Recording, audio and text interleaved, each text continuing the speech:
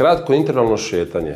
Ajmo sad ovako. Znači, kod kuće ste, boli vas, jedva se krećete i bojite se uopće kretati.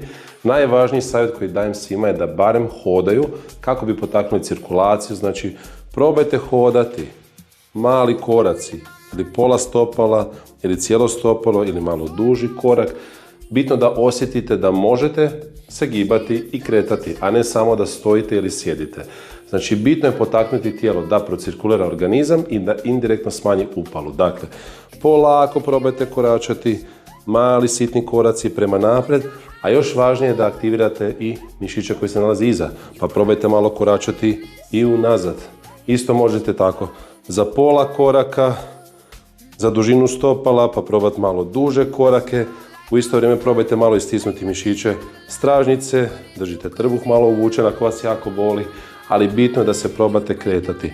I to možete raditi naprijed-nazad 3-4 minute ili 10, koliko god vam dozvoljava. I probajte još ovo, možete ovako u raskoraku stati i probajte malo lijevo ići pa zakoračiti. Isto krenite pomalo.